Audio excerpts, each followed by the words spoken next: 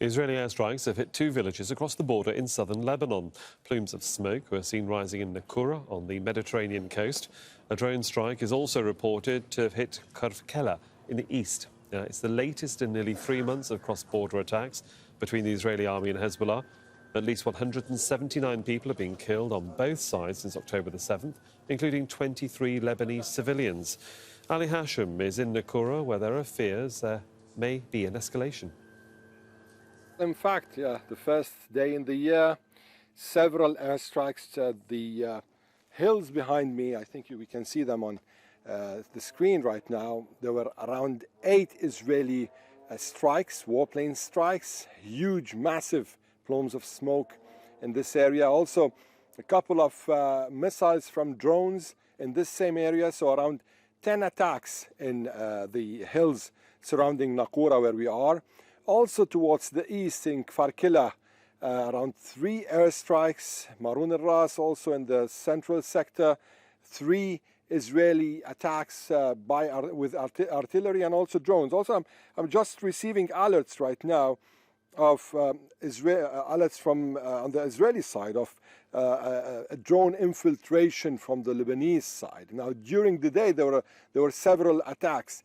An attack preceded the Israeli airplane the warplane strikes here in near Naqoura. There were several explosions heard from the other side of the border. Also, Hezbollah claimed responsibility for one attack on an Israeli military position called Hadb al-Bustan.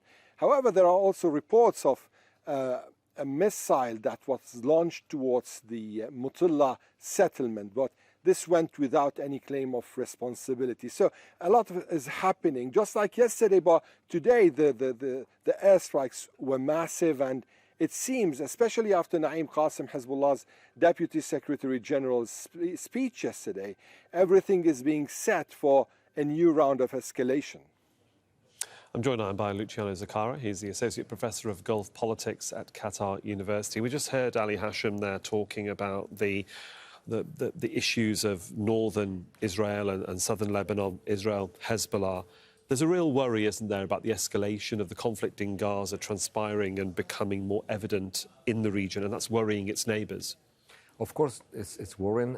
We have been pending on declarations from Hezbollah leaders and Nasrallah at the beginning of the conflict, with the expectation that this idea of axis of resistance that was expanding in order to contain Israel or to retaliate against Israel would make Lebanon to enter into a direct confrontation with Israel. This did not happen. However, this low-level, low-intensity confrontation has been ongoing.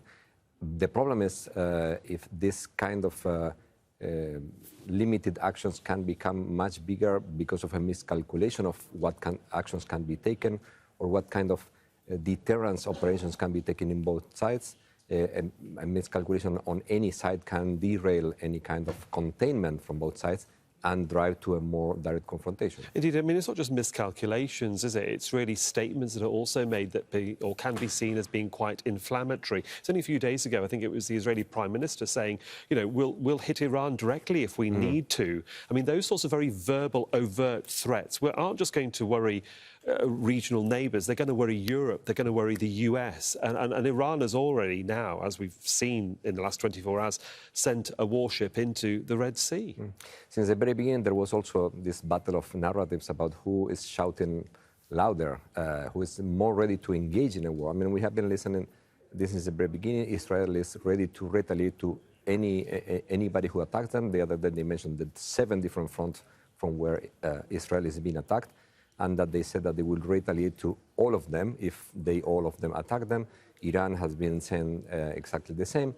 So, of course, we're in a situation in which everybody is threatening to retaliate or to attack directly, to engage directly in a war. But so far, this is not happening because nobody really is interested in expanding that. The conflict is already expanded because other areas are being engaged in the war, I mean, with the Red Sea, with the southern Lebanon, with some incidents in Syria and Iraq. Of course, this is creating more problems, and anything, again, can derail any short-term expectations in terms of focusing only the conflict in Gaza and expand to the whole region. Nobody wants that, but it's difficult. It is happening. The Israeli Prime Minister, the war cabinet, the military can feel emboldened that they have the upper hand, so they think. They have that because they have the US's support backing them up. And we've seen that in the way munitions have now been transferred, bypassing Congress, as has the President, Joe Biden. But Joe Biden is heading into his own election in 2024. And one wonders where the line will be, where he has to really focus on his own re-election and Israel and its issues with Gaza, with Hamas. Not so much take a sideline, but take second place, because his campaigning to win that election is going to be at the forefront. Do you think there is going to be that sort of problematic decision to be made by him and the Democrats? It is already a problematic decision. There are a lot of voters from the Democrat Party that they are considering what Biden is doing, and they are criticizing him. And that's why he had to take this measure of sending military aid in emergency, because he knows that his own party will not be willing to support that in the Congress. The problem is when Biden will calculate about how many votes he will lose on one side and how many votes would win. We have to bear in mind that the Republican voters are much more pro-Israeli than the Republicans are much more pro-Israeli than the Democrats.